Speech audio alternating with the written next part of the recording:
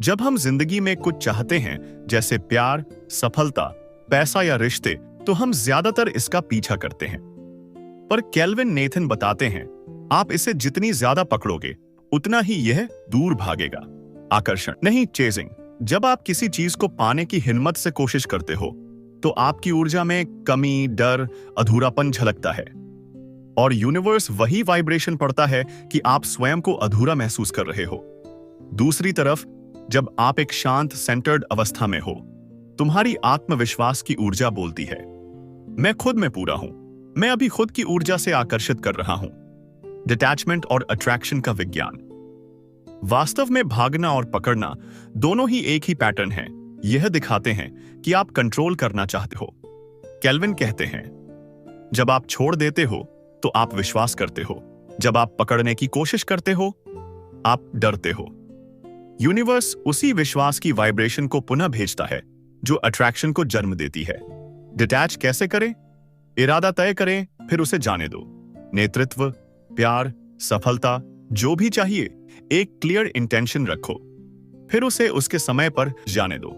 Visualisation करो, पर attachment मत करो। अपना विजन हर दिन देखो, महसूस करो, फिर उसके स्थान पर विश्वास रखो कि सही समय पर हो जाएगा। प्रेजेंट मोमेंट पर ध्यान दो। इंतजार में जीने से अच्छा है कि मैं आज क्या कर सकता हूं जो मुझे आगे बढ़ाए। चेसिंग छोड़ो, ट्रस्ट बरकरार रखो। किसी चीज को इच्छित करना ठीक है, लेकिन उसे पकड़कर रखने की जरूरत नहीं है। चेस करने से संघर्ष पैदा होता है, डिटैच करने से फ्लो आता है। यूनिवर्स आपको तभी आकर्षित करता है जब आप शांत और सेंटर्ड होते हो। हमेशा याद रखें, जो लेना है वो तुम्हारे लिए आएगा। उस तक पहुंचने से पहले विश्वास रखो। किसी चीज की जरूरत जब मस्ट हैव बन जाती है तो वो आपके जीवन से दूर भागने लगती है। हम में से ज्यादातर लोग समझते हैं कि अगर हमें कुछ बहुत ज्यादा चाहिए तो हम उसे पाने के लिए मेहनत, कोशिश और एनर्जी झोंक देंगे। लेकिन सच यही है, नीडीनेस यानी कमी की भावना, जो यूनिवर्स को सिग्नल देती है कि आपके पास वो चीज नहीं है। Neediness repulsion. जब आप बार बार किसी को कॉल करते हो, मैसेज करते हो या किसी चीज के लिए बहुत ज्यादा प्रे या मैनिफेस्ट करते हो, तो असल में आप यूनिवर्स को यह कह रहे हो, मेरे पास ये नहीं है और मुझे बहुत जरूरत है। यह ऊर्जा डेस्परेशन की होती है और यही ऊर्जा सामने वाले को दूर कर देती है। Mindset shift from need to wholeness. Kelvin कहते हैं, जिस दिन आप खुद को पूरा मान लेते हो, उसी दिन से जिंदगी आपको और चीजें देने लगती है। जब हम चीजों को कंट्रोल करने की कोशिश करते हैं, हम दरअसल डर से काम कर रहे होते हैं और डर हमेशा अट्रैक्शन को ब्लॉक करता है। कंट्रोल की इच्छा डर का संकेत। कई बार हम इंसानों को लगता है कि अगर चीजें हमारे हिसाब से होंगी तो सब कुछ ठीक रहेगा। हम रिलेशनशिप को कंट्रोल करना चाहते हैं, लोगों के बिहेवियर को बदलना चाहते हैं, फ्यूचर को पूरी तरह तय कर देना चाहते हैं। लेकिन यूनिवर्स ऐसा नहीं चलता। यूनिवर्स फ्लो में काम करता है, कंट्रोल में नहीं। सरेंडर यानी भरोसा करना। केल्विन इस चैप्टर में कहते हैं कि सरेंडर का मतलब हार मानना नहीं है। इसका मतलब है उस हायर इंटेलिजेंस पर भरोसा करना जो सब कुछ ऑर्केस्ट्रेट कर रही है। जैसे एक नाविक जब लहरों पर नाव छोड़ता है, वो पानी को कंट्रोल नहीं करता, वो हवा और लहरों के फ्लो को समझता है और उसी के साथ चलना सीखता है। Control versus surrender. कंट्रोल करना चाहता है, सरेंडर भरोसा करता है, सब कुछ मेरे मुताबिक हो, सब कुछ मेरे भले के लिए हो रहा है।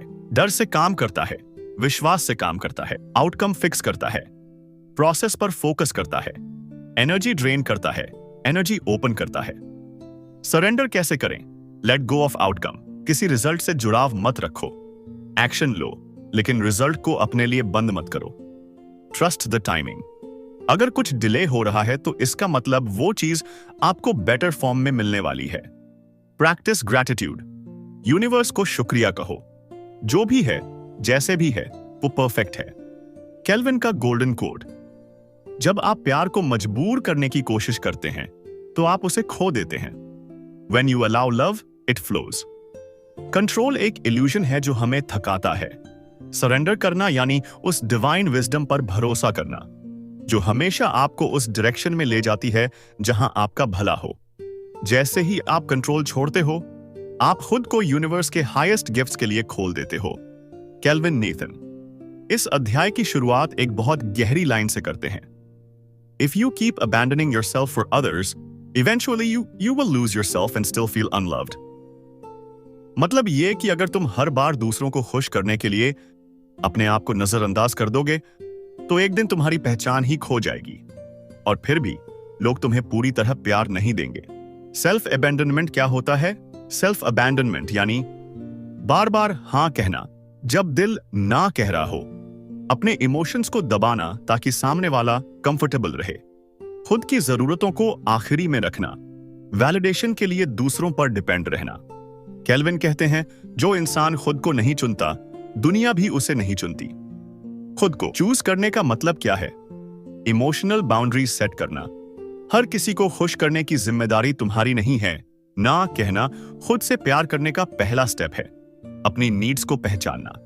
क्या तुम्हें स्पेस चाहिए, रेस्ट चाहिए, रिस्पेक्ट चाहिए? ये सब मांगना गलत नहीं है, ये जरूरी है। अपने इनर चाइल्ड से कनेक्शन। केल्विन कहते हैं कि हर इंसान के अंदर एक बच्चा होता है जो सिर्फ इतना चाहता है कि कोई उसे सुने, समझे, अपनाए। जब तुम खुद को सुनते हो, तुम अपने उस इनर चाइल्ड को हील करते हो। लोग कैसे रिएक्ट करते हैं जब तुम खुद को चुनते हो? कुछ लोग नाराज हो सकते हैं, कुछ लोग तुम्हें सेल्फिश कह सकते हैं, लेकिन केल्विन कहते हैं, they're not mad because you're selfish. They're mad because you stopped being selfless for them. आत्मसम्मान से बढ़ती है अट्रैक्शन। जब तुम खुद को चुनते हो, तुम्हारा ऑरा बदल जाता है, तुम्हारी एनर्जी मैग्नेटिक बन जाती है। लोग तुम्हारे साथ रहना चाहते हैं क्योंकि तुम्हें अब किसी की जरूरत नहीं, तुम खुद को काफी समझते हो। एक रिफ्लेक्शन एक्सरसाइज। केल्विन एक सवाल देते हैं, आज से 5 साल बाद तुम खुद को कहां देखना चाहते हो? वहां पहुंचने के लिए क्या तुम्हें अब भी दूसरों को प्रायोरिटी देनी चाहिए? दूसरों को प्रायोरिटी देना अच्छा है, लेकिन खुद को खोकर नहीं। खुद को चुनो, अपने स्टैंडर्ड्स सेट करो और अपने इमोशंस की रिस्पेक्ट करो। तुम जब खुद को चुनते हो, तब दुनिया भी तुम्हें चुनने लगती है। केल्विन डब्ल्यू नेथन इस अध्याय की शुरुआत एक गहरी बात से करते हैं। Don't expect someone else to be your emotional home when you haven't built one inside yourself. मतलब ये कि अगर तुम्हारे अंदर ही एक सुरक्षित और सच्चा भावनात्मक घर नहीं है, तो तुम दूसरों से ये उम्मीद नहीं रख सकते कि वो तुम्हें अंदर से पूरा कर देंगे। सेफ स्पेस क्या होता है? सेफ स्पेस का मतलब जहां तुम बिना डरे खुद को महसूस कर सको, जहां तुम जजमेंट के बिना अपने इमोशंस को एक्सेप्ट कर सको, एक ऐसा माइंडसेट जहां तुम खुद से ईमानदार हो सको। केल्विन कहते हैं, तुम्हारा दिल, तुम्हारा मन तुम्हारा असली घर है। अगर वो घर टूटा हुआ है, तो तुम बाहर किसी भी रिश्ते में सुकून नहीं पाओगे। जब सेफ स्पेस नहीं होता, तब क्या होता है? तुम बार बार दूसरों से अप्रूवल मांगते हो।